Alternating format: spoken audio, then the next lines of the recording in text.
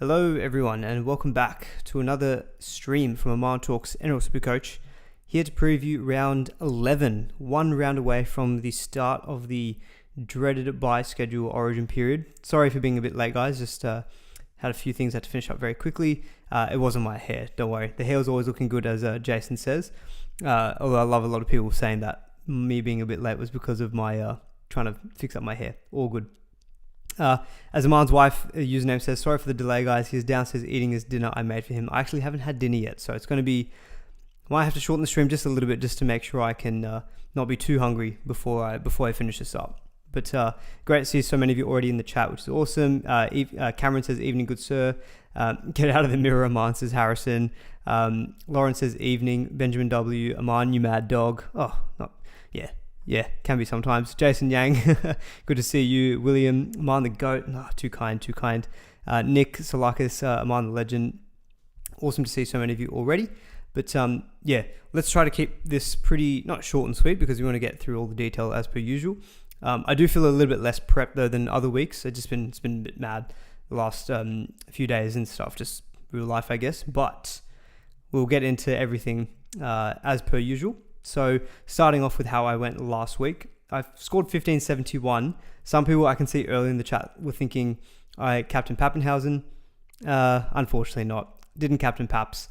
That wasn't the reason why I didn't do the stream on Sunday morning. I mentioned that I couldn't do it, but yeah, I wasn't able to give my thoughts on that on Sunday. So like just on that very quickly, it's a bit frustrating because I was 50-50 between Haas and Pappenhausen, and I think I let myself get too much into the numbers and the stats side of things, which was that Rabbitohs had conceded the most points to opposing front rowers.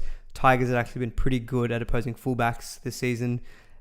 I just thought, look, you know what, especially after trading in Ponga, which I did in the end, which was, yeah, again, not a great trade in, but I went VC Ponga, he didn't do great, and I just thought, let's just get some runs on the board, go with the safe captain, just in case, Pappy goes like maybe 70, 80. I thought Payne Haas, if he was able to get like some attacking stats, maybe 100, 110, did get a line break and got 89, which most weeks is good. But I think probably what I failed to appreciate was the whole bounce back factor of the Storm. The fact that they had a pretty tight loss against the Raiders, not a good loss. It was a 2 p.m. game on Sunday afternoon, sun. Ryan Pappenhausen having a breakup with his girlfriend. He was on his vengeance game or whatever it was. Not that I think if I had known that, I probably would have captained him, which is crazy. But yeah, I think this is the kind of stuff where I'm looking back and you're like, yeah, it cost yourself like 100 points isn't great, because like my score was still really good. If I'd scored that extra 100 points though, 1671, again, it would have probably be pushing me into the top 1,000. It just feels like I've had a couple of weeks where sit starts weren't quite right, or a captaincy decision, like I captained Payne Hart or Terrell May, I think a couple of weeks ago when a lot of people went Drinkwater. I've just had these kind of swings. I've still managed to stay in touch. Like season rank of 1500 is still very good at this point. So don't get me wrong, I'm not sad about that. It's more just knowing where I was. And I think a few decisions have meant instead of being like, say, top 200, I'm now like 1500. But still a very good place to be. But yeah, Pappy, he killed me in that Sunday game. I actually wasn't even able to watch that game. I was that busy. So I was just getting updates. My messages were popping off. I checked halftime. I saw he was on like 90 something, 100. Saw he scored a hat trick, and I was like, all right, I'm not even going to check the second half, and just it will be what it will be. And yeah, 176 he was pre-updates. But yeah, that was it. 1571, still okay with the season rank of 1531. So yeah, can't really complain too much about that. Quickly on the TLT summary, I know some people on Twitter was wondering where my TLT summary was. It's just been a bit busy today, but you'll still see it in the stream. It's not incomplete. That's more what I do. You can see some behind the scenes of when I'm working on these slides and they're not yet finished. I call them incomplete. Guess what? It's complete. It's complete. So quickly on the Knights who played the first game on Friday, 6 p.m. So Thomas Cant is on the bench. Greg Marzhew is out and Leo Thompson is out. It's a bit of a blow for Thomas Cant owners because I think while he wasn't in your 17s, he wasn't losing money, so not really an issue.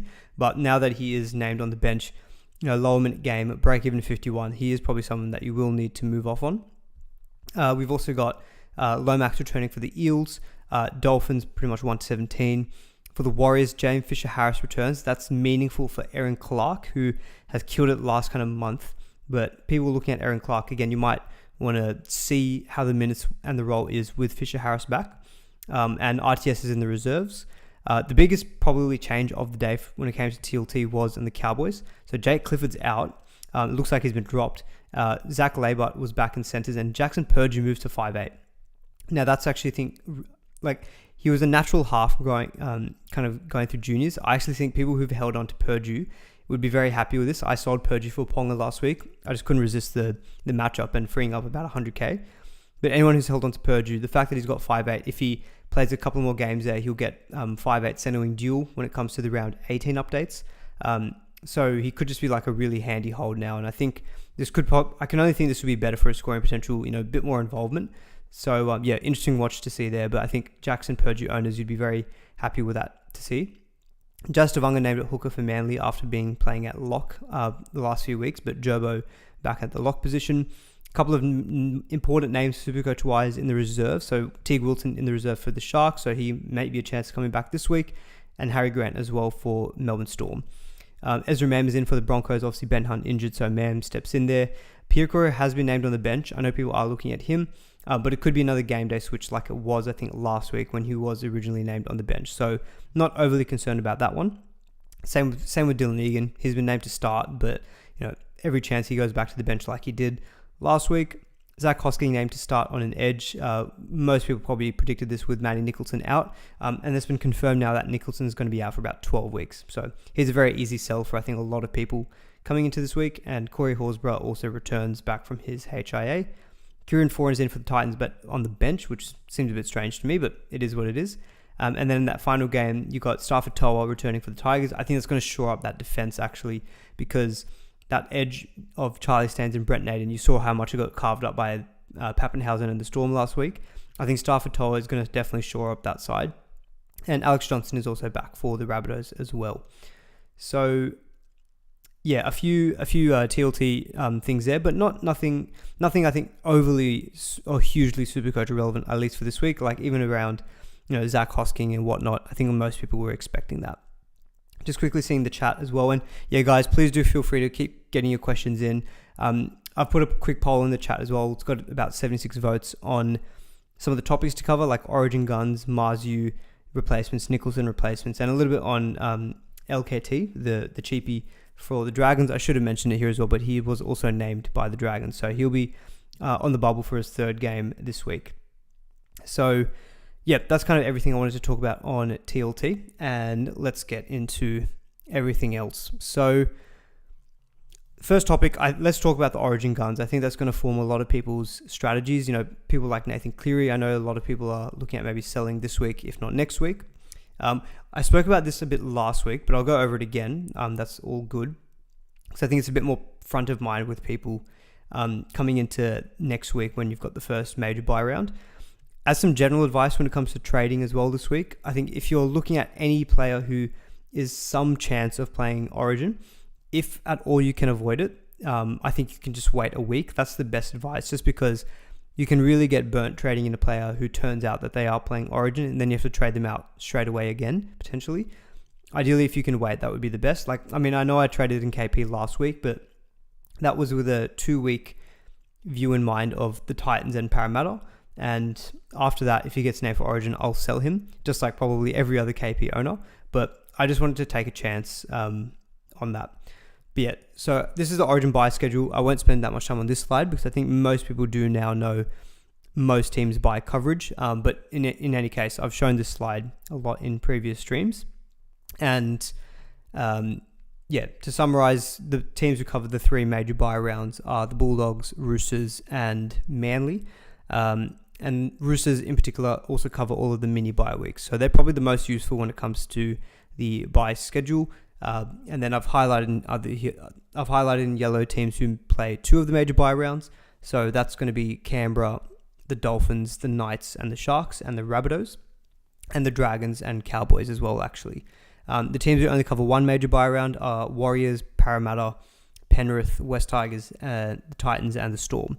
So typically, the way I also look at this is teams who have Origin players, but their teams are playing on the major bye rounds, generally aren't as impacted when it comes to Origin as the flip side, which is, say, teams like the Roosters, where they play all of those major and mini bye rounds. But if you have an Origin player for the Roosters, they'll miss those major bye rounds plus all of those extra mini bye rounds that the Roosters have got during this period. So that's kind of the general way I think about it when it comes to the Origin players, and also informs which ones do you want to hold or which ones do you want to sell. So we'll get into that in the next slide here. Just going to quickly see what the chat is saying. Is Teddy less likely for Origin if the Roosters are looking to release Dom Young? I don't really know or see how that impacts Teddy playing Origin or not on the Dom Young thing. I mean, Trent Robertson's come out and said there was nothing in the Roosters about wanting to actually release Dom Young. Again, that could be all smoke and mirrors, it could be lies, but whether he goes or not, I don't think that really impacts Tedesco. If Tedesco plays Origin, I don't know who exactly they'll actually move to fullback. I'm sure there's someone in the lineup that I'm forgetting about who can do that, but I don't think it would even be Dom Young anyway. So don't think that really has much relevance. But yeah, so on the Origin players, which ones to sell, which ones to hold. I'm going to start off with the front rowers. So I know a lot of people are looking at, Payne Haas, probably a lock for Origin. Terrell May looks very likely for Origin. Tino Fasumalawi is a lock for Origin. So that's three of our big gun front rowers who are going to be all playing State of Origin. And so I guess the question is, which ones do you hold? Which ones do you sell? I'll also throw in Corey Horsburgh into that mix. He's less likely than the others, but he's still a very good chance of playing Origin. So we'll throw him into that mix there. So spoke about this a bit with last week, but with Payne Haas, the Broncos do miss round 12, round 15. So they will miss the first two major bye rounds. So Payne Haas was already going to miss those games with the Broncos. And then the only extra game he'll miss is round 18.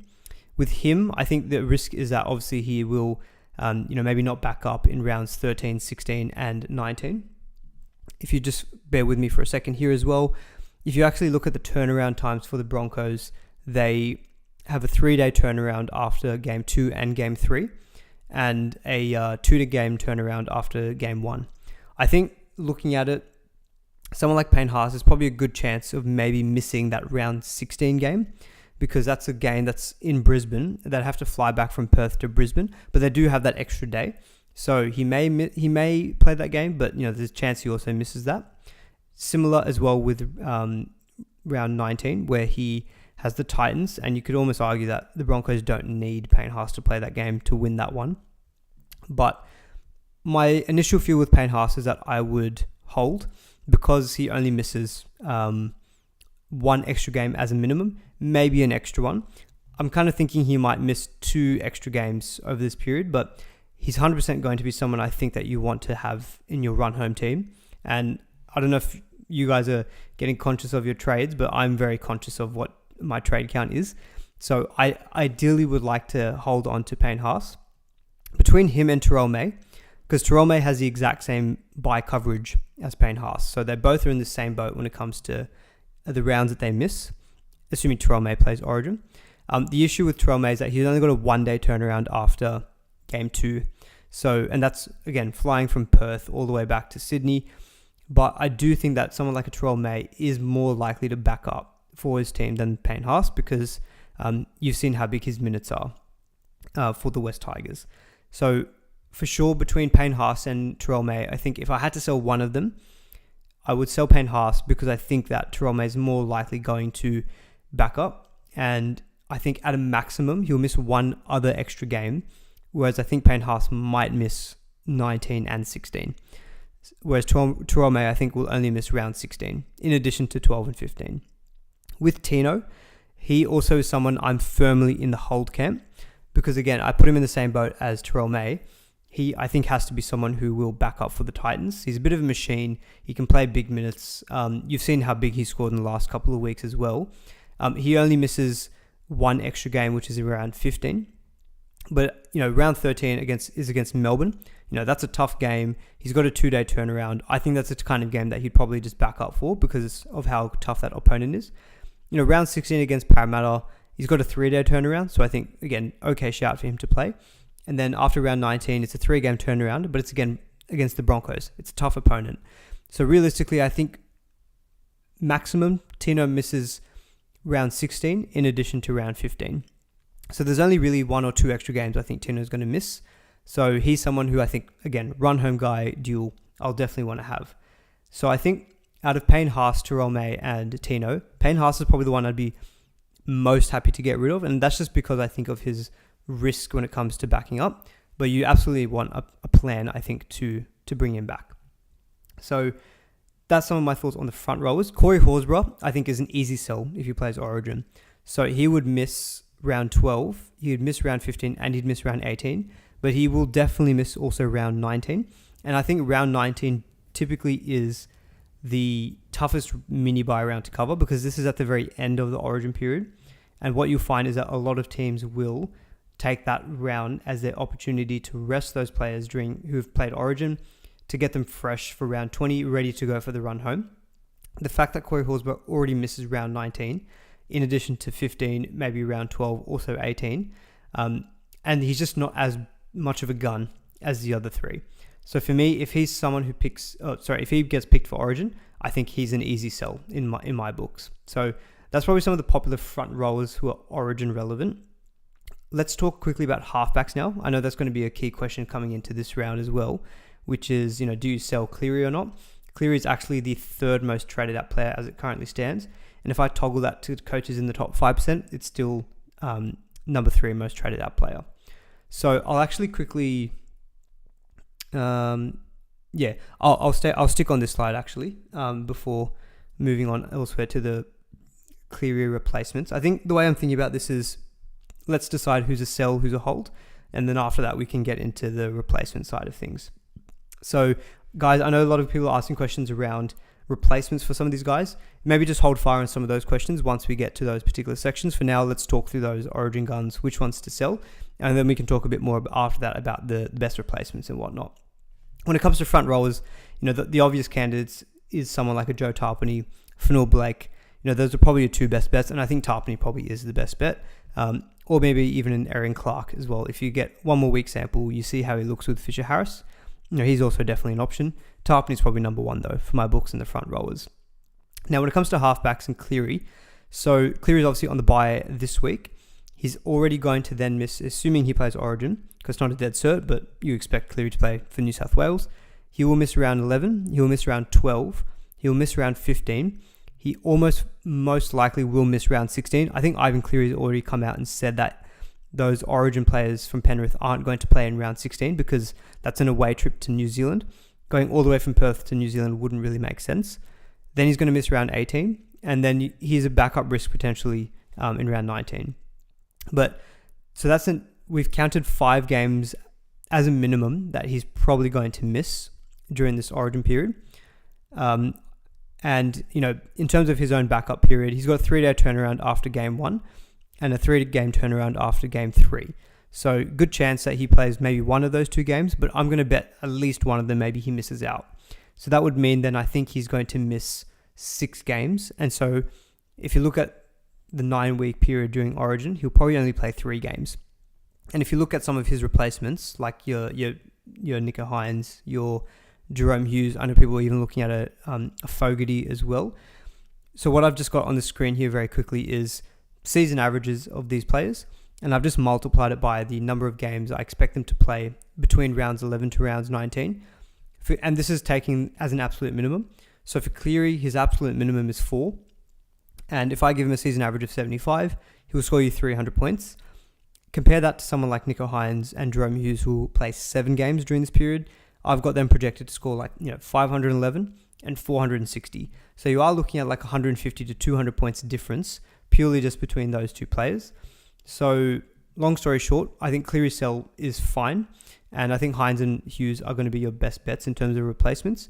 Hughes, you don't need to jump to this week because he's got the bye in round 12 and he's versing the Sharks. Hynes does cover round 12 and is a home game. So I think Hynes is okay as a buy. He's got a break even of 39 as well. So Cleary to Hynes, for example, is a decent trade that nets you some money. And you may as well do it, I guess, this week because Cleary's out this week as well. And if it strengthens your 17 or 18 this week, I think that's a completely viable trade. Me personally, I know others might be in the same boat. If you've got Nicholson or Marzhew to deal with, you might find it difficult to fit in trading a Cleary this week. You can also just sell Cleary next week, which is also fine. With Cleary as well, you could also defer selling him until round 15 because, round round 13 and 14, if he plays, is Parramatta and the West Tigers. Those are very good matchups, but it's just as a total, he doesn't look like a great hold, because if you look at round 15, it's bye, misses round 16, then it's the Bulldogs, and then it's another bye in round 18 that he'll play Origin. So I'm definitely on board with a Cleary sell, I think, of your Origin guns. Hines and Hughes for me are probably the best two. I'd buy Hines this week, or I'd buy Cleary next week. Fogarty's probably your option if you want to target a matchup this week and get someone who plays through round 12 and round 13. But I know he's having a very good season with a season average of 71. He's goal kicking for a red hot Raiders team. But I still feel like I would rather go with the pedigree of a Jerome Hughes or a Nico. So that's some of my thoughts on Cleary as a sell. I'm just going to quickly get into the chat just to see if there's anything I'm potentially missing here. Pappenhausen got to be a smoky for Origin. Yeah, let's talk about fullbacks now as well. So yeah, Michael Bryce, you were saying Cleary to Fogarty, Luai or Moses. Who do you think gets the spot? That's a really tough one. I haven't been able to watch any kind of NRL content this week, so I haven't been able to really hear about what I guess people in the media are saying. My preference would be Cleary and Moses, because I think Moses was that good last year that he'd feel pretty hard done by to get dropped. But I can see them reverting to Cleary Luai because, the old Penrith combination and everything. And Luai was also very good in Origin last year. It feels harsh to drop one of Luai and Moses. Gun to my head, I reckon they would go Cleary and Moses. That's what my feel is. I just think the way that Moses performed, and also the difference in Parramatta with him coming back, I think Moses has shown he's got enough in him to, still be in that New South Wales team. Is Cleary a hold if you already have Hughes or get Hines as well? Again, you can defer that move rec if you have other moves to do this week, because you can just play Hughes this week, and then next week you can go and buy Cleary for Hines, and then maximum, because at that point next week you won't have a halfback. So absolutely fine to bring him in this week, but I think in that situation you don't need to rush. You can get it done next week as well. Do I think Munster is a sell? So yeah, let's talk about Munster. So on the Melbourne Storm players, so really Munster's probably the biggest one here. Obviously he had a huge week last week. So again, similar to the Broncos, similar to the West Tigers, Melbourne only play one of the major bye rounds. So there's only one extra game that Munster's going to miss for you. And in terms of turnaround times, Melbourne have got 2-day turnarounds after each Origin game. And I've heard Munster say on that 167 podcast, he finds that the shorter turnarounds are better for backing up, at least for himself, than the longer turnarounds. So I don't know if part of me thinks that means he will back up at least one or two of the games. Again, I think the Storm are in a good position where they've got good depth. They've got like a Tyron Wishart they can slot in at 5'8". I would bet that Munster will miss at least one of these mini bye rounds, and my guess would be at the end in round 19.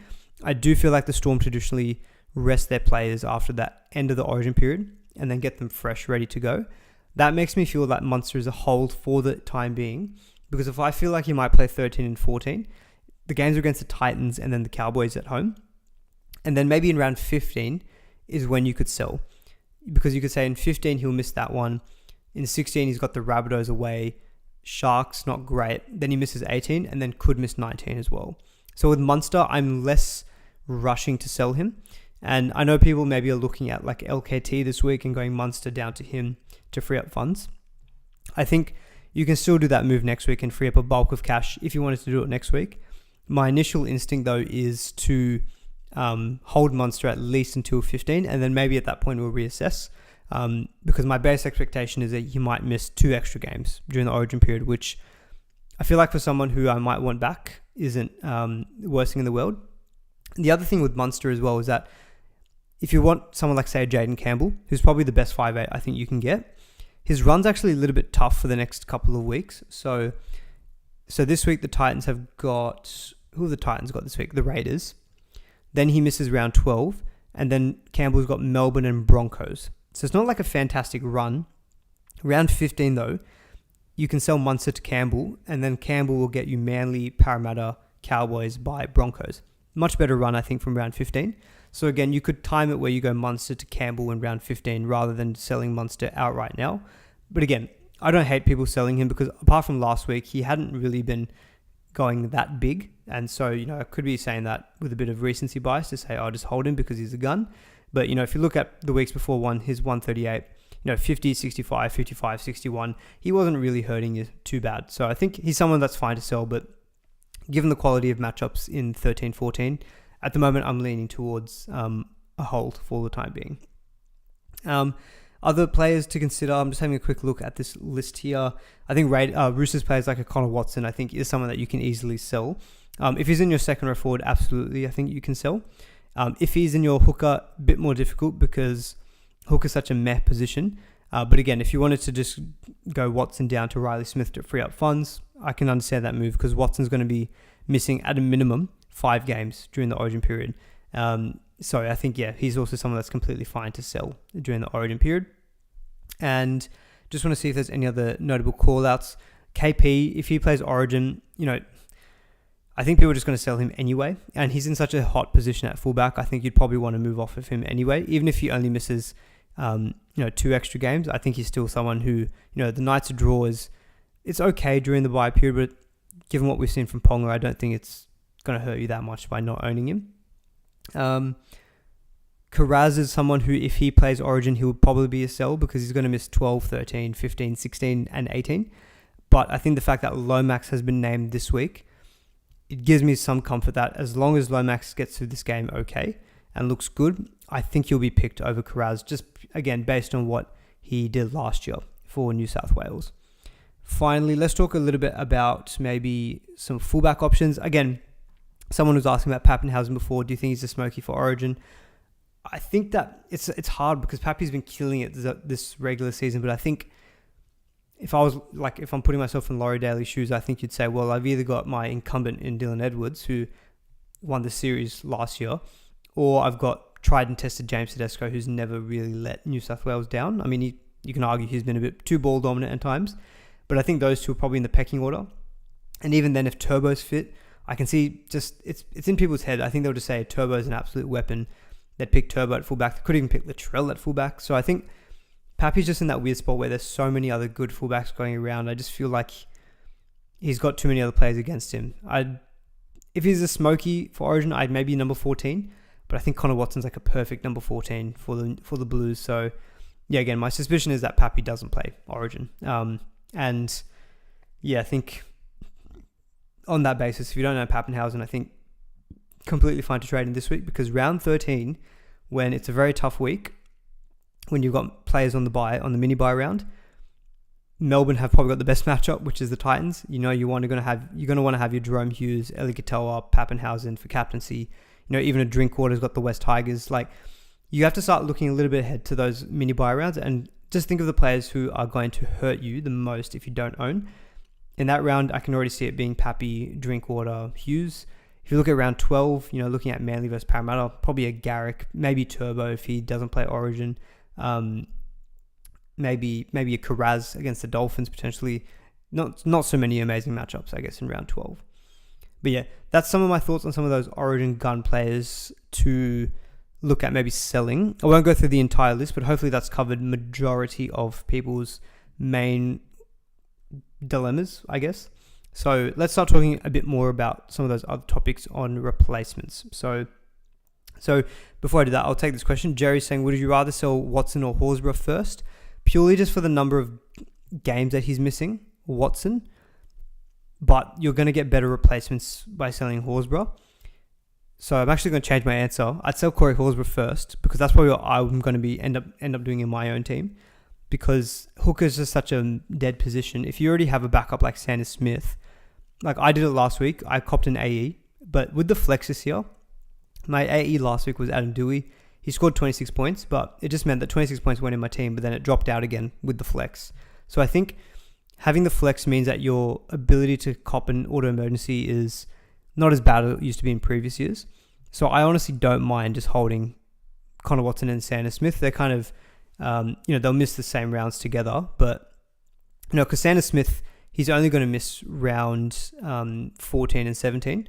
So there's only 2 weeks up until round 19 where you're going to cop an auto emergency. And if you've got decent squad depth and decent backup reserves, like last week, for example, because we have so many Roosters players, you're probably going to find that your auto emergencies are pretty limited. So last week, my auto emergencies were Adam Dewey, Hubner, and I think that was it. It was Dewey and Hubner. Hubner got 50, Adam Dewey 26, which didn't even count anyway. So I think it's fine to actually not have to worry about your hooker options.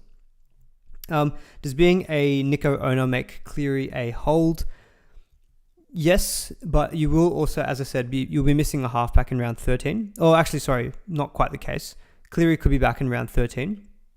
I think if you are a Nico owner, you can hold Cleary because at least it means you're more likely going to have a halfback in round 13, and Penrith have got Parramatta, so it's a good matchup. And then even again in round 15, Hines plays round 15. Hines will also play round 16 as well. It's only really round 18 that you're going to be missing a halfback, but again, that's so far away. You can plan instead to get like a Jerome Hughes around that time, where he's got the Cowboys in round 18. I think, if you're a Nico owner, you're probably able to hold Cleary with a little bit easier to hold him. If you're not a Nico owner like myself, I've only got Jerome Hughes. I'm going to find it a bit difficult next week to not go into that week without Nico Hines. So I will probably sell Cleary to Hines, I think, next week.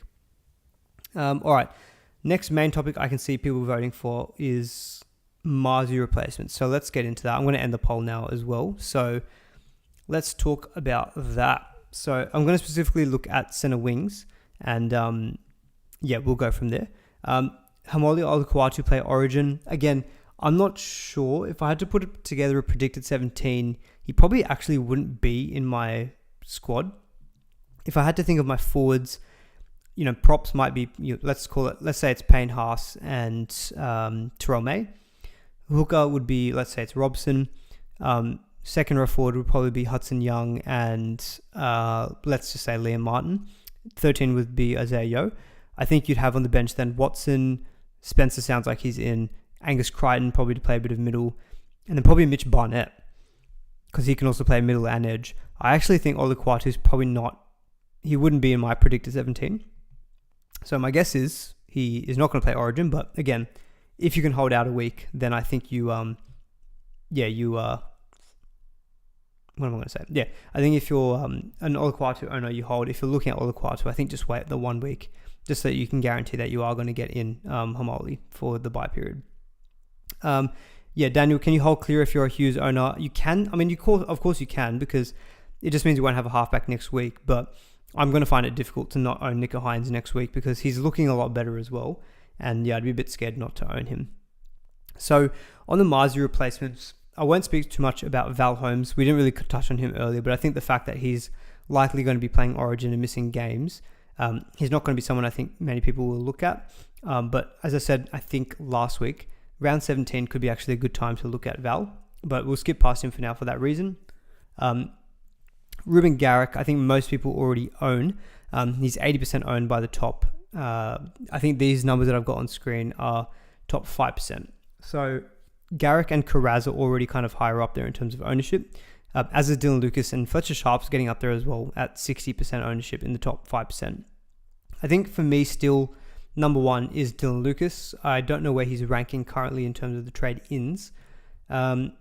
He's still third on the trade-ins, and that's amongst all coaches. In terms of top 5%, he's number 4. Herbie's actually number 3. But yeah, for me, if you don't own Dylan Lucas, I think he's your best bet as a replacement. He's not that different in price to Marzhew either. On Marzhew, is he an actual sell or not? He's out for 4 weeks. It's a little bit awkward. I think 2 or 3 weeks you could maybe hold. The problem is also the position I think he's in. It's such a stacked position, center wing. There are so many options that I think it does feel, it feels too difficult, I think, to hold him. He can be someone that you can look to maybe bring back around round 15. But apart from that, I think, he probably is someone you can easily move on. So Lucas for me would be number 1. I think Sharp would still be probably my number 2. I think the price is very good at 684k, and he covers round 12, 13, and 15, 16. So really, really good buy coverage. Third for me would probably be Garrick. Excuse me. If you don't own Garrick already, I think Cowboys is a good matchup. Break even of 70, you can maybe wait 1 week. But I think Garrick has got probably the best matchups in those major buy rounds of Parramatta, Titans, and then the Rabbitohs, who will probably be without Latrell. So I think Lucas number 1, Sharp 2, Garrick 3. But I'm going to assume a lot of people already own Lucas and Garrick. So that would move then Sharp to number 1 in my list. And on Karaz as well, I'm also going to assume a lot of people already own him. I think with Karaz, I think if you don't own him already, it's tough because he's got a 22 break even, but I think you need to give it a week just to make sure that he doesn't play Origin, because if he plays Origin, he is not going to be good at all during the bye period in terms of coverage. So I think if you're looking at buying this week, Karaz is probably someone I would suggest just wait a week and be safe on. Fletcher Sharp is no risk. Garrick I don't think is a risk either. Farnworth is probably the next one up. So he's got the Warriors this week, and then the Bulldogs in the major bye round. He does miss round 13, so just be careful with him because he will miss round 13. But then the round 14 onwards draw is pretty good. Dragons, Cowboys, Knights, and then the Rabbitohs. But he does miss then round 18. But he covers all three of the... he covers the first 2 of the major bye rounds. And he covers the round 16 and round 19 minis. So I really like Farnworth. He's been... the last few weeks, his base power has been a little bit down. Season average is still 59, but last few weeks he's kind of been more around the high 40s. But he's made up for it with attacking stats. Same as Kale Iro. So Iro's base power for the season is 48, but he's got a season average of 80 because he's been scoring a try in every single game that he's played. Sorry, I've got some of the prices wrong here as well. I've got Iro at 594k. That's definitely not the case. I also think I've got Nwangani Tawasi's price wrong as well. Apologies for that. So, actually, sorry, I've got Nwangani Tawasi's right. I've got Marky Mark's price correct. Yeah, Kale Iro 694. Sorry, not 594. I looked at that and I thought that's too good. So, yeah, Iro's not 594k. Yep, sorry, I just noticed that. Yep, thanks, guys. But yes, I think where I'd be ranking these guys, I'm gonna skip Garrick, Karaz, Lucas in my rankings because they're already some of the higher owned guys. Sharp would be my number 1.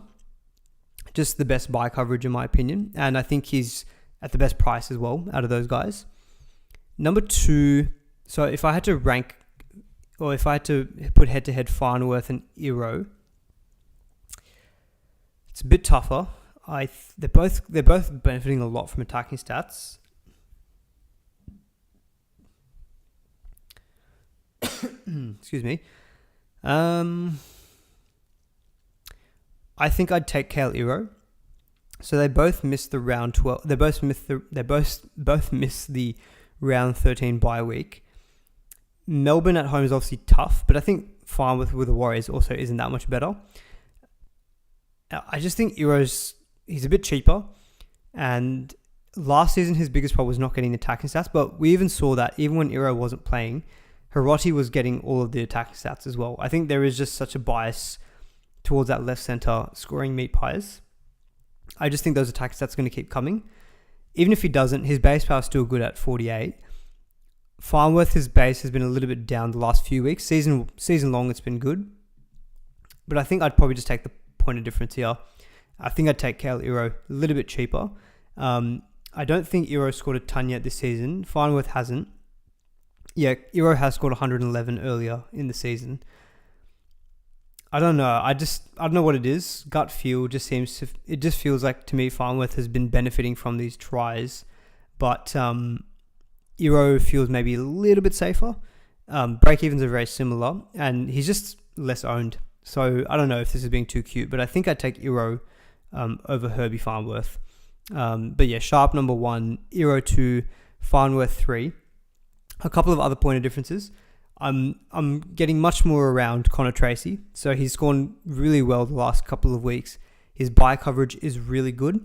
And I think what's different to some of these other guys is, one, he's playing at fullback, which is good for SuperCoach. We do generally love guys who are playing at fullback. And his draw is really good, I think, during the bye period. So he also misses round 13, but he's got the Roosters at home, Dolphins at home in round 12. And then he's got Parramatta in 14, Rabbitohs in 15. Then it's the Penrith team, which is going to be at full strength. Then it's the Broncos who will have Origin players out. And then it's the Cowboys coming off Origin as well. If I look at long-term draws, I think Tracy's draw is better than your Iro's, than your Farnworth's. His work rate is obviously not going to be as good as the other two because they're pretty much based at beasts. Connor Tracy's base It was 31 last week, 39 the week before. But, the week before that against the Broncos, it was 18. He can have these lower games in him. But he's got a 5-round average of 70, 3-round average of 79. The Bulldogs are passing the eye test. Maybe a slight concern in that, so much of Connor Tracy's attacking points, at least against the Raiders, came from Stephen Crichton. He just passed him the ball in a sweep play and Crichton just wreaked havoc. If Crichton's not there, is Connor Tracy going to benefit from so much of those attacking stats? Probably not.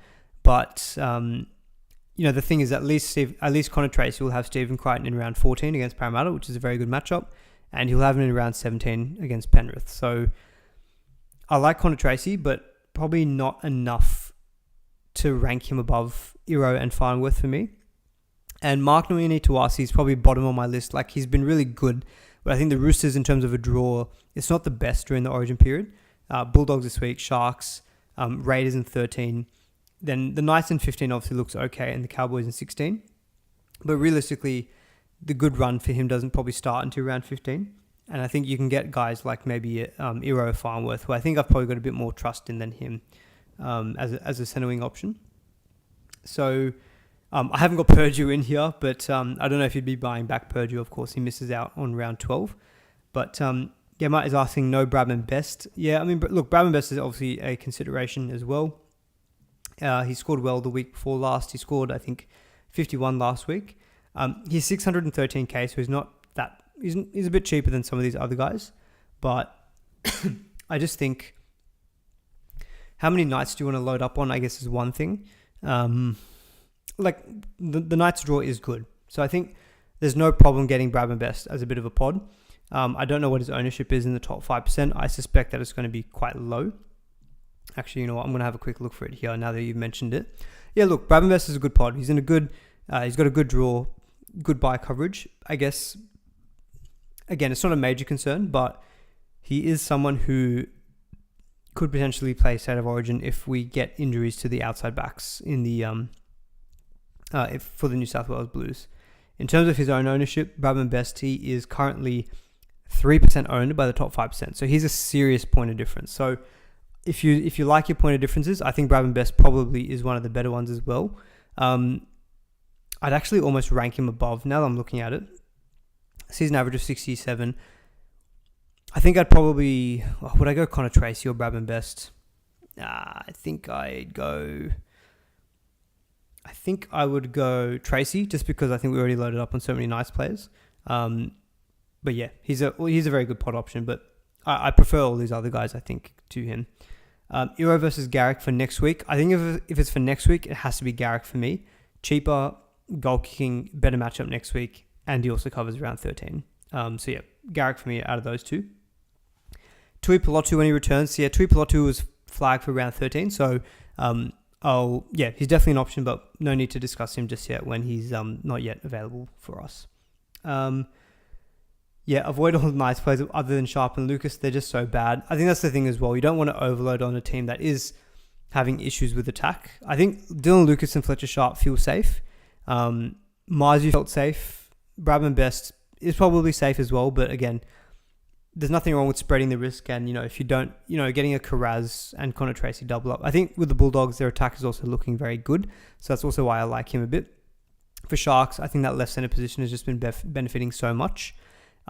With Farnworth, again, a small thing is, with Hamiso out, how's that going to impact, I guess, the Dolphins? I don't know who's going to play at fullback for them when Hamiso's out, but there's been some word that Farnworth could play at fullback or Kurt Donahue, but I just like that the Sharks during this whole Origin period are pretty Origin unaffected. And so it just means that their team is going to be pretty stable. And I think they feel like a trustworthy team to invest in. All right, that's probably it on the Marzhew replacements. Let's get into the Nicholson replacements. And then, because I did see questions actually around prioritizing your second row as all center wings. I saw a question earlier as well about how to move duels. I'll show that when we get to my team a bit at the end of the stream, because I've got my trade scenarios this week do involve potentially some dual players. So there's a couple of questions here about trading Eli Katoa or Nikora. Eli Katoa or Iro or Nikora.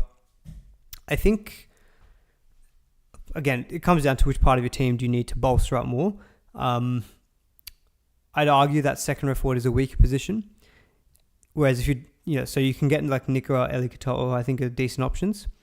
Whereas if you skip Iro, we spoke about so many other good centre wings just then. I think you can not cover Iro, but you can get someone else instead of Iro who's going to be equally good. But that might not be quite the case at second row, if you get my drift. So I think, very, very team dependent, but I would think that you're going to get better centre wing players other than Iro compared to what other second row forward options you'll get, from Eli Katoa and Britton Nikora. So on the best Nicholson replacements, he's out for 12 weeks. So you definitely need to sell. I'm just trying to remind myself of what his price is. So just bear with me for a second. So Nicholson is 564k. So is that a good price? He's actually made 228k as well. But it is time to move off on him. And so who we're looking at as the best replacements, Zach Hosking is the most traded in player as it currently stands in the top 5% of coaches. Now, I've put below me some extra stats on Hosking. So he's been named to start as well. Season average of 56. But he does generally get attacking stats. He's got a good matchup this week against the Gold Coast Titans as well. And when he's played games starting over 60 minutes in the last couple of seasons, it's a small sample size, but he's got an 80 average. So he generally has got a pretty good work rate and can put out good scores when he plays good minutes. And this has always been him as well when he's been an option in the NRL. So for example, if you look at season 2023, I think a lot of people were looking at him. But if you look at his 80-minute games when he was at Penrith, 117, 80, 61, 62, 55, 67, 55, 47, 55. So there's mainly a lot of 50 scores, but there are some bigger scores in there as well. I have a feeling as well, if you go back to 2022, which is when I think he had his breakout season as a bit of a cheapie for us. He was 175k, and in his 3 80-minute games, 63, 68, and 59. So I think you're definitely getting value with Hosking. You're getting good buy coverage as well. So I really like his draw for the next 4 weeks. And I think he's proven that when he gets a starting role with good minutes, he's a good Supercoach option. So I can definitely see why he seems the most easy replacement for Nicholson sellers, because you're making like 55, 60k. The other more gun options are probably like an Eli Katoa. The issue with Katoa, I guess, is that it's the Sharks away this week and then it's the bye. I think Katoa, you wait until round 13. Just for that Titans matchup, and he's not going to go up massively in price, in my opinion. If I had to buy one of Hosking or say Britton Nikora, I'd probably take Hosking again. Nikora has been good the last couple of weeks, and with Nikora, his base power is actually the highest it's been all season long. So last week he scored 61 points in base power. So that's a bit encouraging to see. He's pulled together a couple of good scores. Could be about the time where he starts to hit his form. But again, even with Nikora, Melbourne this week, Roosters in 12 is okay, but he misses round 13. I'd feel maybe a bit better getting him in round 14 potentially, when he's got Warriors, Dragons, Broncos, Melbourne. I mean, again, the run's not great, but I just think Hosking's got better buy coverage in the next 4 weeks and better matchups. And Nikora is someone that, look, chances are, is he going to really hurt you in round 12? Probably not, but he misses round 13, and that can be a tough week to cover. So my preference is going to be with the guy who's going to cover round 12, but also round 13. So that's why Hosking over Britton Nikora for me still. Aaron Clark, so he's obviously been killing it. 3-round average of 92. In the games without Dylan Walker, he's been averaging 80, 58 points in base stats as well. He misses round... Where am I looking at here? I haven't actually got his draw up on the screen here. That's an oversight from me. Apologies. Where is he? Let's have a look at the draw for the Warriors. So he will play round 12 and he plays round 13 as well. So I really like that. But he misses round 15 and he misses round 15 and 18. I'm a bit wary of Aaron Clark this week though, because James Fisher-Harris is back. Like, that average without Dylan Walker is good, but his big scores have come without Fisher-Harris. So if we look at the scores since Fisher-Harris got injured, so Fisher-Harris went down in round 6. So and even including round 6 where Clark played bigger minutes, he got 71 points. But in the 4 weeks without Fisher-Harris, his minutes have been 61, 64, 69, and 65. So huge uptick on his early season minutes. And his scores are 55, 108, 65, 103. Very big scores. I'm just concerned that because if you look at the early parts of the season when Fisher Harris was there, his minutes were 46, 46, 41, and 50. I'm just a bit concerned, even with Dylan Walker out, maybe his minutes go back to like low to mid 50s and his scoring comes from, say the 60 something in base to maybe early 50s. It's hard to knock him as a buy, but I just want to give it a week and see what happens with the minutes. I know it's hard to resist when he's got a 52 break even at 668k, but again, if you can wait a week, ideally I'd like to see what the minutes rotation is, which is another reason why I think Hosking is the guy I'd be looking to trade in this week over even in Aaron Clark. Viliama Kikau covers round 12, misses round 13. And look, me personally, I'm a bit biased when it comes to this, but I've never really been a Kikau guy when it comes to Supercoach. His work rate has always generally been a little bit down on, other second rowers. His base stats this year, 36, 42, 34, 34, 40, and 46. He's getting a lot of attacking stats. I get it, but and the Bulldogs shape is set up for that left second row forward to do very well. But yeah, my concern I think is just the work rate. And it can be inconsistent, and I just feel like he's just never quite he's just never quite been that option for me. Koloamatangi is definitely a consideration, but again, he doesn't play round 12. Let's see if he gets another good stint in the middle, because last week he played good minutes in the middle, and he averaged 72 in 2025 and 73 in 2024 when playing in the middle. But I'd like to give it a week and see what his output is again before maybe investing in round 13 potentially, because in round 13 he becomes a good candidate because he will cover round 15, 16, and 18 at that point. Brennan Piakura, he's 303k, so he's maybe a potential downgrade for people in second row if they are looking to free up funds by selling Nicholson. Negative 14 break even. Last couple of weeks he's been playing 80 minutes and he's had base of 52 and 48. I think he is a buy to free up funds. My concern though is that he feels like one of those Supercoach players who sucks you in, but then can really be frustrating. Like even last year, so many of us owned him and his season average was 41. Season before that average was 42. I'm just wondering if the last 2 weeks have been maybe more of outliers, and we saw like long term, he's probably not going to be a great option when Jack Gazzeski eventually comes back. I have a feeling Gazzeski will just take his spot back because that's how it was at the beginning of the season. I'm just a little bit wary with Piakura, but the last 2 weeks output has been good. But again, he doesn't cover round 12, nor does he cover round 15. So it's not like he's even great for buy coverage. So again, I'm leaning kind of a bit away from him. Yes, he's been named on the bench, Harold says, but that was the same last week, and he was a game day switch to the starting team. So again, if he stays on the bench, he's definitely not a buy. But if he's named to start, then maybe we're a different consideration here. So good stats here from Greyvox. Tread carefully with Aaron Clark now that Fisher Harris is back. Average is 58 when Fisher Harris plays, 82.8 without Fisher Harris. So yeah, again, another reason why I'm happy to pass on Aaron Clark, at least for this week. Marn's wife says, "Hey Marn, I've just finished Farm Wants a Wife. Come down for dessert." You're making it too obvious that this is not my wife because I know she doesn't watch that show. Sorry, we're MasterChef people now that MasterChef started, actually. Bit of a plug for MasterChef. We like watching MasterChef. We enjoy it. Not necessarily the drama part. I just like to see what they cook. Anyway, but good to see you in the chat. Hey man, do you own Adam Dewey? What would you do with him? Yeah, we'll talk about him as we get to my trade plans, maybe at the end of the stream. Another shout out. I want to give a shout out to Max Bryden from SC Playbook for this one because he's been putting a lot of good numbers out, and he mentioned Ewan Aiken, who has scored 64 and 66 so far this year in second row, and should get dual status in round 12 as well, because he's been playing some games in centre. Again, similar to Koloamatangi, misses round 12, but maybe he's an option to consider from round 13. My concern with Ewan Aiken can be that if there's any outside backs injuries for the Souths, Rabbitohs, he's probably the one who's going to move out to centre, and his output is worse there for sure. So I'm not as keen on him. I think if you're going for similar price second rower, Hosking just makes sense to me. I think the numbers are good when he starts and the good draw, and he covers round 12, 13.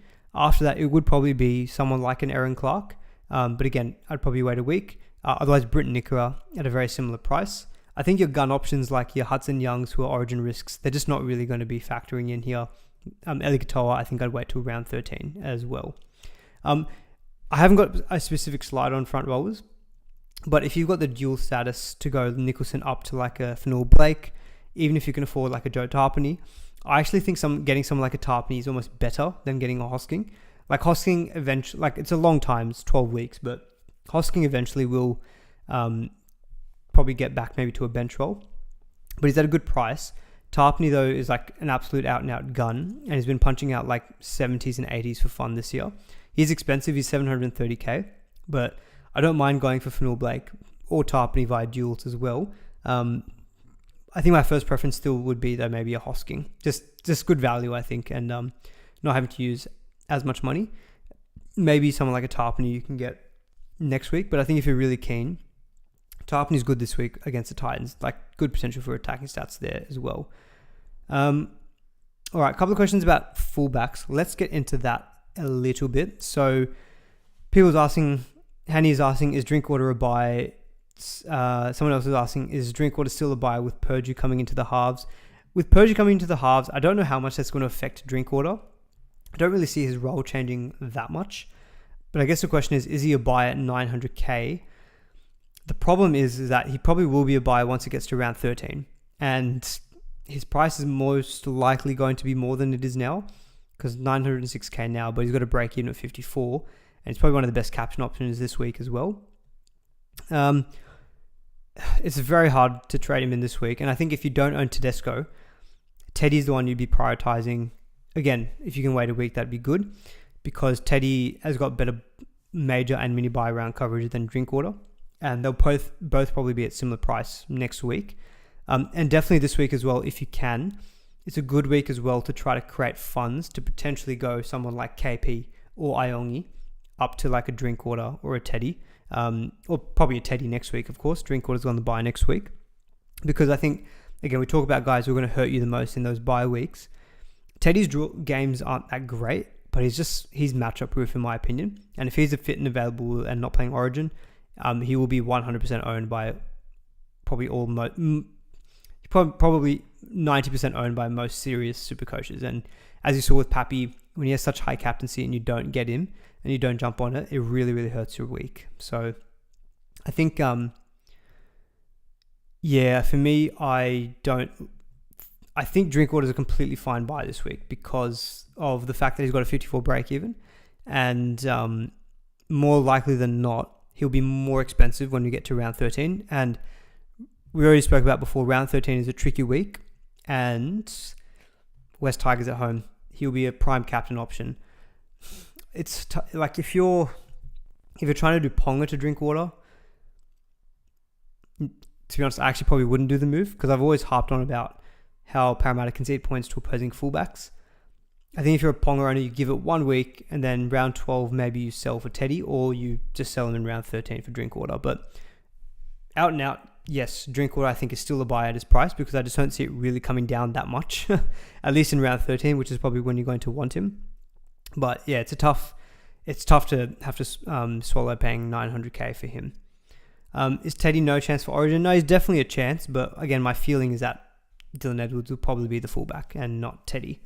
But it's definitely an option. On Pappy, I know he's pretty highly owned. I don't have his ownership stats in front of me, but again, if I look at top 5% of coaches, so let's have a quick look at that here.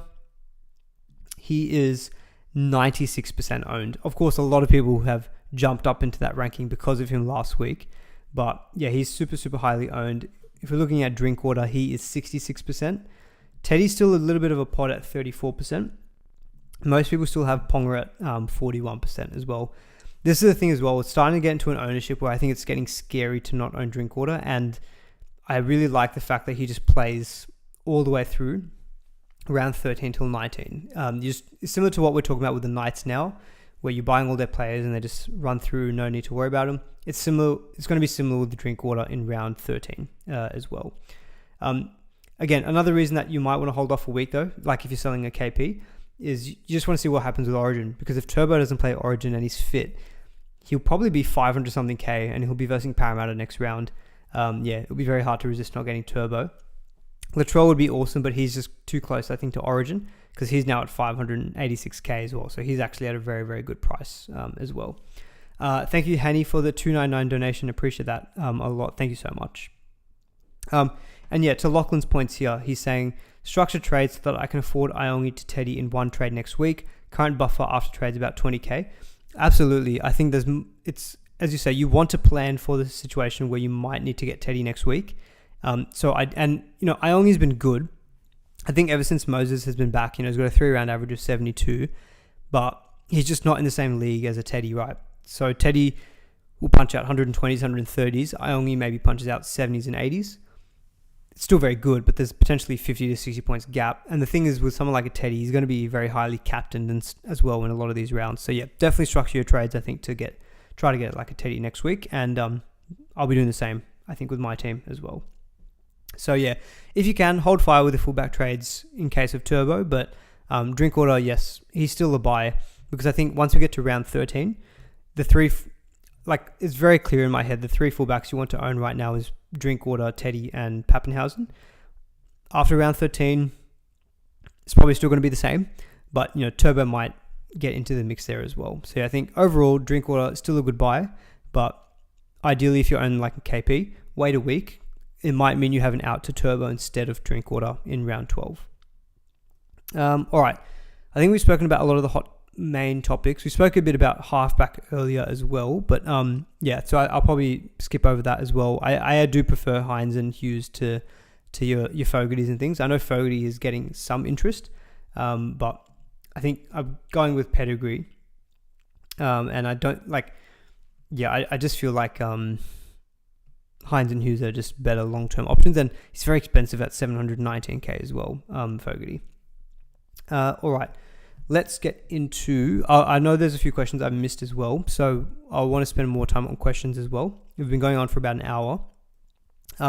Let's get into some kind of matchups. Before we do that, let's get into King Tongia, because I haven't spoken about him yet. So he's the main cheapie this round with a negative 51 break-even. I think completely fine to trade in. I am looking at him this week as a trade-in as well. He is currently the second most traded-in player for coaches in the top 5%. And in terms of like overall trades, Marzhew to him is the second most common trade. I imagine a lot of people are doing that via duels. SuperCoach Gold is really good for this kind of feature as well. But yeah, if you look at coaches in the top 5%, Marzhew to King Tongia is still the second most popular trade. And yeah, he's the second most traded in player. I think he's completely fine. I don't think he's going to be a world beater. In terms of job security, there is still risk where if at any point that Lockie Ilias plays well and he doesn't perform well, he could just drop out of the team. But he's got good buy coverage after round 12 where he plays 13, also plays round 15, and he plays round 18 as well. So during this origin period, in a tough spot like 5'8", where there's not a whole heap of amazing options, you don't probably need to have double guns. You don't need to have Munster and Jaden Campbell.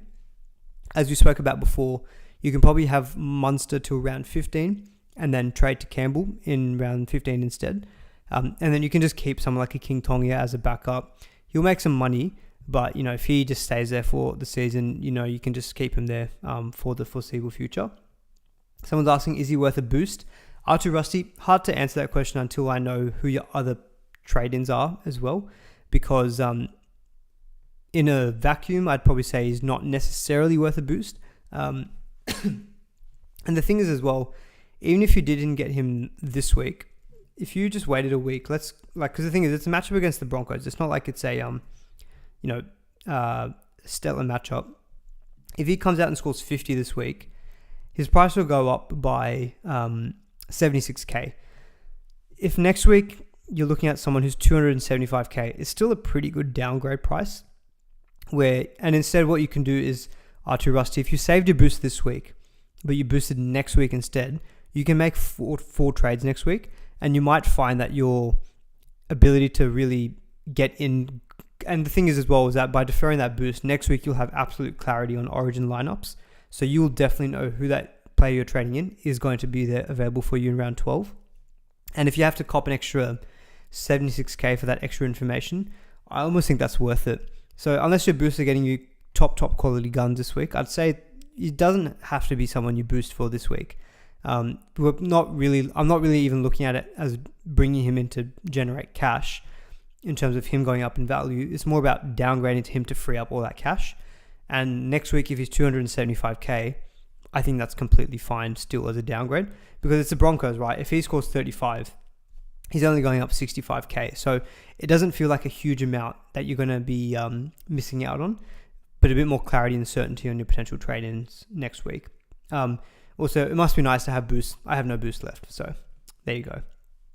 As Greyvox says, imagine having boost left. Yeah, I am all out of boosts. But LKT I think is a good trade-in just as a downgrade, but I wouldn't be selling Munster. Probably wouldn't be selling deal bags. Galvin I think is okay to sell to him. Adam Dewey is definitely fine to sell because he doesn't have good buy coverage anyway. Those are a couple of my names off the top of my head.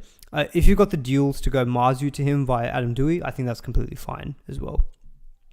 All right, let's get into some matchups and captaincy chat, and then let's get into my team and a bit more of your questions, and then we'll try to wrap it up. It's 8 o'clock and I am starting to get a little bit hungry. Haven't had dinner yet. So in terms of matchups for this round, again, thank you to Stats Insider. I'll put the link for this in the chat. It's really, really good resource that I've been looking at a lot more in the last few weeks around where do teams concede their tries.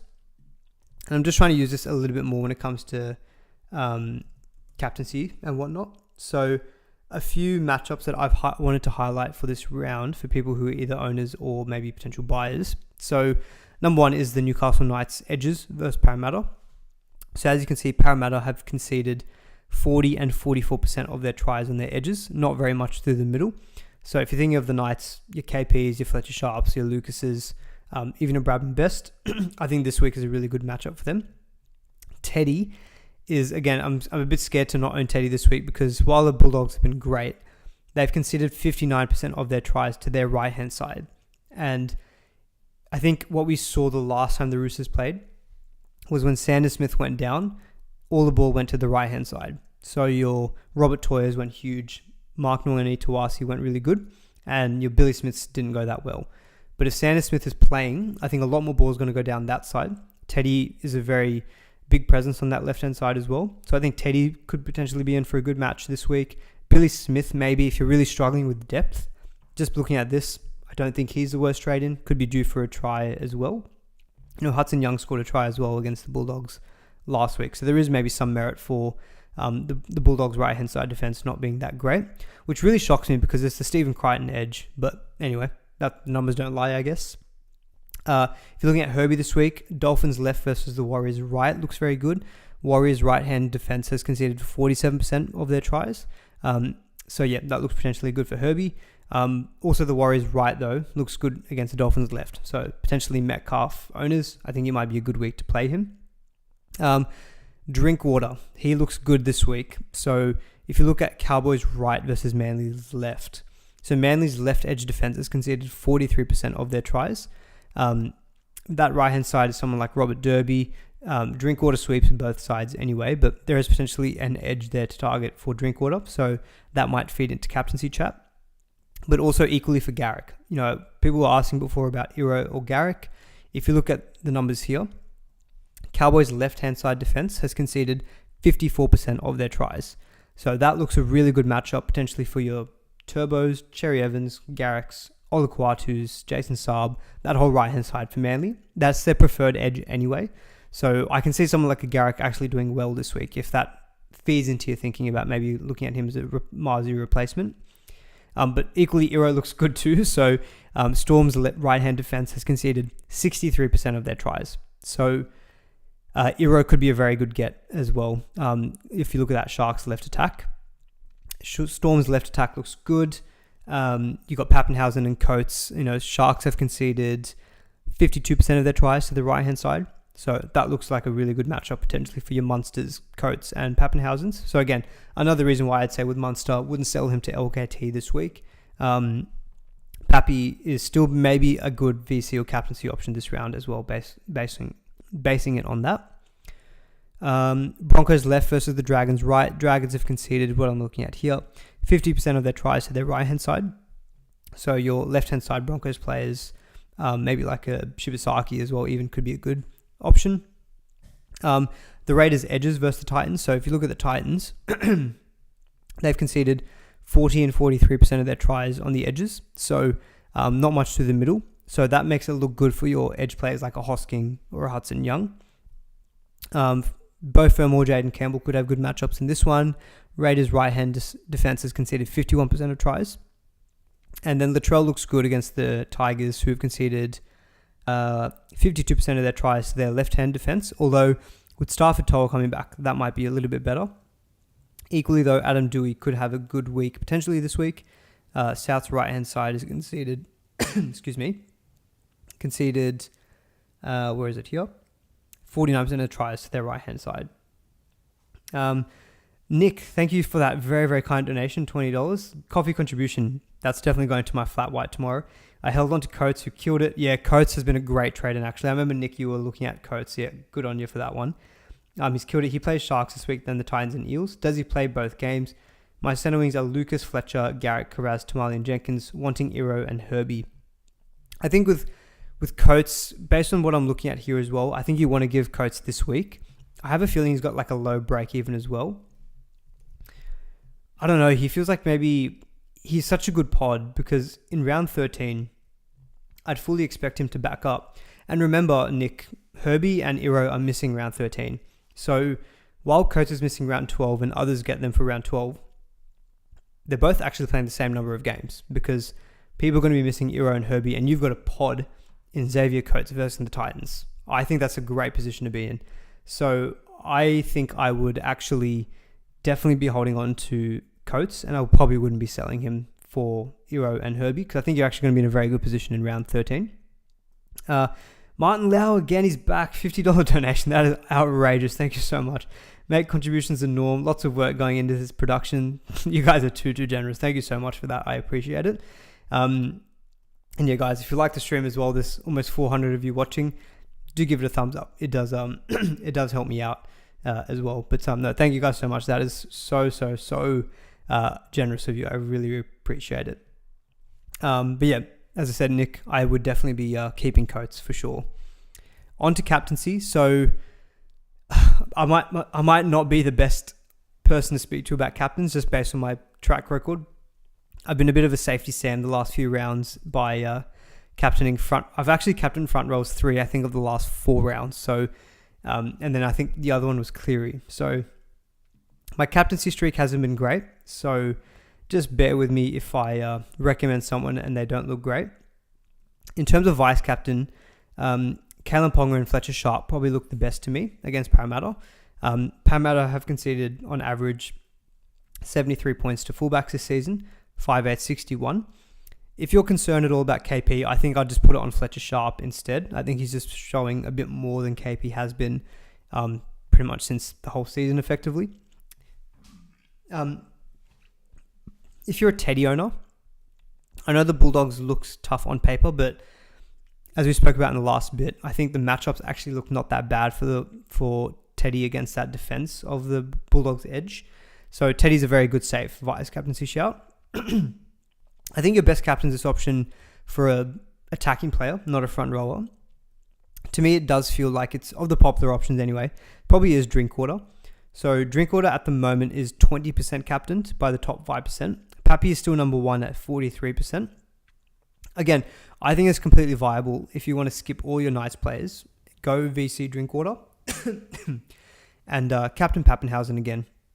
If you've got the ability to do the loop, I think VC Drinky, Captain Pappy are probably your 2 highest upside guys this week. You know, they're both goal kicking. As we spoke about before, there could be favourable matchups for both of these 2 players. That's currently how I'm also leaning at the moment.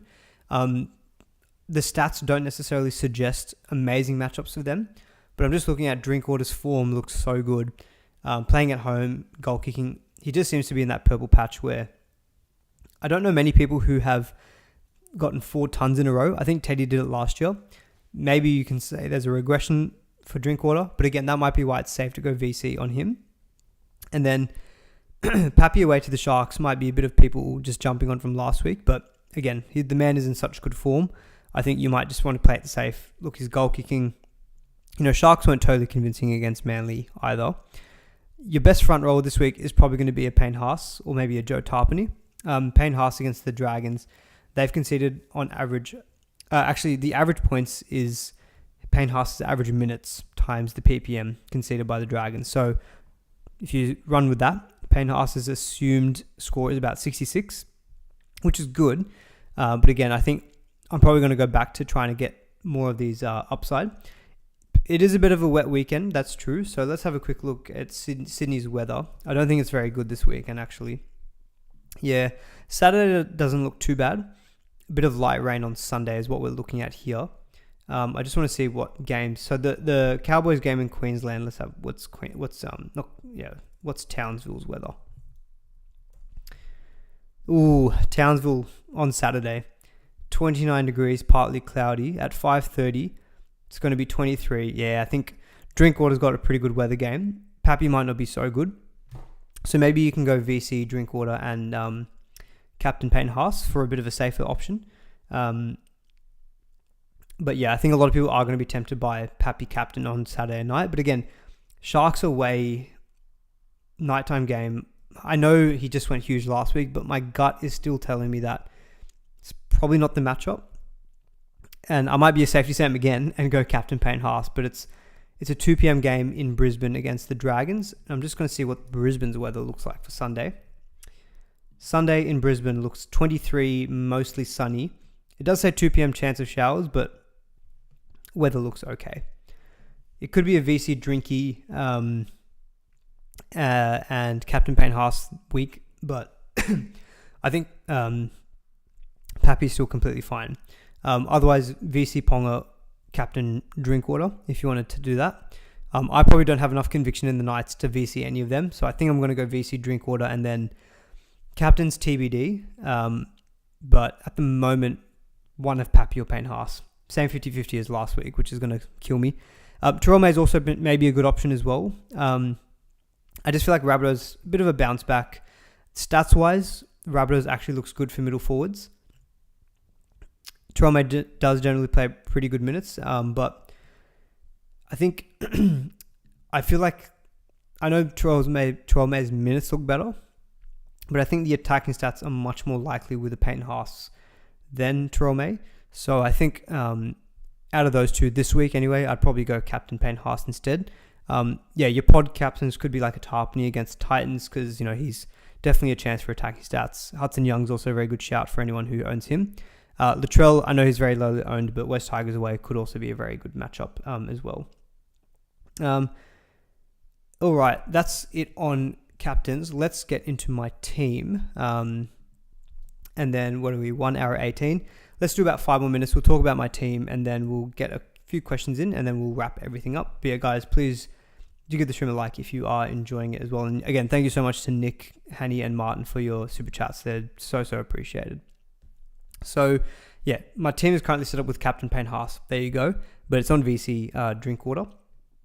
So, I've got Nicholson and I've got Marzhew. So, I think both of them are probably going to have to go for me. I've got Cleary on the bye, but I don't think I need to rush to get in Hines this week. And I think I'm probably just better off getting rid of my I try to think of what are my biggest problems in my team. It is probably Nicholson. And it is also probably Marzhew. So, I think what I'm going to do, and again, person who was concerned or wanting to know about how to switch dual players, I'll give you an example.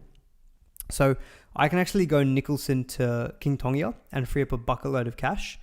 I can go, what am I doing here? Yeah, so I can go Nicholson out. I can swap Dylan Lucas up to second row. So that little substitute button, you just flick that. Dylan Lucas then comes up to my second row. And I'm actually completely fine with having Dylan Lucas in my second row because we talked about it before. There's so many options in the center wing that I think Lucas is completely fine at second row, and then I can sub Adam Dewey down to center, so then I can trade for a 5'8" via Nicholson. So if I wanted to free up a lot of funds, King Tongia would be my option. So that frees up like 400. I've got like 460k in the bank, and then if I sell Marzhew, I can effectively bring in any center I want. So I can go Eero, I can go Farnworth. I I do like Hosking as well, so I could also just get Hosking. I can sub Lucas down. I can sub Lucas back down to center. I can get in a Hosking. Where is he here? And I've got 598k in the bank, so I've got plenty of money to go Ponga to Teddy next week, plus also make other upgrades if I want. Because next week I might want to go Adam Dewey out for a gun center, and I might also want to go potentially Corey Horsburgh to someone like a Nickera. What I could actually do next week, next week when I've got 3 trades, what I could be doing, I could be doing Ponga to Teddy, I could be doing Dewey to like an Eero, and I could be doing a Horsburgh for a Tarpany, for example, because I can go Horsburgh, swap Naf White down to my second row, and then I can get in Tarpany, get him for round 12, round 13. I can get like a gun center, and I can also get in Teddy. What that probably means I don't get though is I don't get someone like Nico Hines. That's the problem I probably have next week. So if I didn't get King Tongia, I can still get a gun in this week. I can get Hosking and like Eero. Let's say if I went Eero, let's say I get someone like let's just assume I get in Kel Eero because I really like the look of him. The only issue is I've only got 102k in the bank. And if I wanted to go Ponga to Teddy, I'm going to need way more cash. I'm going to need to free up another 250k. And the problem is that I think next week, I don't know what good downgrades might emerge. Whereas King Tongia looks like a good downgrade this week. So what I'm thinking as well is this week, getting King Tongia, sacrificing one gun. So get maybe get like a Hosking, who I think Hosking is good. He covers round 12, round 13. Both Eero and Farnworth matchups this week aren't like amazing, so I don't feel too bad about not having them this week. So I can get someone like a King Tongia in, free up a lot of money, and then Hosking might just be the trade in this week. But I could get Eero or Farnworth, but I think I'm leaning towards Hosking and King Tongia. Then next week, what I can do is I can probably do Cleary to Hines, Ponga to Teddy, and then I can either get Dewey to a gun center, or I can go Horsburgh to a gun front rower. It kind of gives me the option next week of doing either or. I just feel like I need to be in a position where I can get Teddy in next week if he's available, just because I feel like he's going to be a must own. Cleary to Hines next week I can also do, and then another gun upgrade. Maybe someone like a Tarpany at front row for Horsburgh, or I go gun center. Still TBD, but I think this set of trades keeps me flexible. I'm getting in round 12 cover in Hosking. And that's the other thing as well. Sorry guys, I appreciate I haven't got into my your questions just yet, but if I show you guys my round 12 numbers, I'm a little bit short, which is why next week I think I need to get in 3 guys who cover round 12. Because if I look at my round 12 numbers as it currently stands, Sanders Smith, Naf White, that's 2. I'm going to assume Nicholson becomes Hosking, so that's 3. I'm not going to count Horsburgh. I'm not going to count Cleary. So I'm only on 3 as it stands. Let's assume Ponga goes to Teddy. That's 4. Then I have Karaz, Sharp, Lucas Garrick, Marzhew, Toya, Billy Smith. So I've got, in total, I'll have 1, 2, 3, 4, 5, 6, 7, 8, 9 if I get Hines, 10 if I get Hosking, 11, 12. I'll have pretty much only 12 players next week for round 12. So I'm actually going to be 1 short next week, potentially. If I didn't get King Tongia and got in someone like a Kale Eero, that might get me up to 13. But then I also do want to be conscious of round 13, where if I get too many Sharks players, or if I got a Herbie, they will miss round 13. And that week can be a little bit more difficult. So as it currently stands, I could actually be in a position where I do miss out on I do miss out on one person in round 12. The alternative would be someone like Connor Watson out instead for a Riley Smith. Well, I haven't spoken about Riley Smith this stream. Actually, now I'm thinking about it, I can actually go Nicholson to Riley Smith. Riley Smith does cover round 12, so I'm actually going to play around with this 1 second. Sorry. If I got Riley Smith and then if I got Marzhew out for I can still go Marzhew to King Tonga. I don't think I'll do that. But it means I won't get Hosking in this week. That's probably the only downside, but that's not the worst thing in the world. Let's assume I get like a Euro, something like that. So again, these set of trades get me 263k. It would get me an extra round 12 number, but it reduces my ability to probably get easier Teddy, Hines, and a gun. Because the way I'm thinking about it next week is I'm probably happy to be one short in round 12 if it means I can get in 3 absolute guns, because I think it's more about quality, not quantity. So that's currently what I'm thinking with my team. It'd be Nicholson out for King Tonga via duels, and then probably Marzhew for Hosking. So think about it this way. Nicholson to Hosking, Marzhew out for King Tonga. Pretty safe trades this week, but that frees up a lot of money for me next week to go 3 guns effectively. So yeah, that's what I'm thinking about at the moment, but I'll give it a bit more thought. Go follow me on Patreon as well for my final trade and team and whatnot. But yeah, that's what I'm thinking. Apologies, I went for a lot longer on my team than I was originally planning. But let's get into some of your questions now, and then we'll wrap it all up. All right, thank you, Tom Toops, $5. Appreciate you guys have been so kind to me today. Is trading Haas, Thomas Can, and Marzhew for Hosking, Garrick, and Farnsworth too cute? You have May, AFB, and Horns. I'm going to guess Horsburgh and 5'8". Yeah, I think with Payne Haas, ideally I would. It's like in that trade scenario that I just went through. I'm not selling Payne Haas or Terrell May or Tino, but I think it's okay. They're season keepers, and we spoke about it before. I think Cleary I'm happier to sell because I think he's going to miss more games potentially than the others. I think it's not too cute, but I think I'd like to keep Payne Haas this week. I think that matchup looks really, really good against the Dragons at home. Yeah, that'd be my take, Tom. But thank you so much for that donation. And thank you, Nicholas, for the $2.99. My God, I can't believe it. Can you give Louis and George a shout out? They're a big fan. Louis and George, shout out to you too. I hope you're watching along with Nicholas. But no, appreciate your support. Thank you so much. Have you considered Watson to Docker Clay? Not really. I think I'm taking the approach of Hooker is crap, and I'm just gonna keep Watson and Santa Smith. Because this is the other thing as well. Someone asked earlier. I have 26 trades, and I'm very likely going to be making 5 trades in the next 2 rounds. So that'll get me to 21 trades. This is another reason why I'm ideally not trading out too many of my Origin guns, because the more that I can just get through the period of buys in Origin and keep them, it will serve me better for the run home. Because yeah, I am light on trades, that's for sure. So I want to be a bit mindful of that. Is Couchman to sell? Yeah, I think he's been out for. I think he's out for 3 weeks, so he probably is someone that I think you can move on. Billy Smith or Riley Smith to start at hooker for me this week. B Smith, who's B Smith? Is that Sanders Smith? If it was Sanders Smith or Riley Smith, I think I'd play Riley Smith. Thoughts on Corey Allen? I figure he will make a bit of cash and become enough piggy bank. Again, my issue with players who I would want to trade in and eventually become enough. I just think that I'd ideally have someone like who's dual. Like I spoke about Bronson Garlic last week. He is dual, and he killed it last week actually in the end.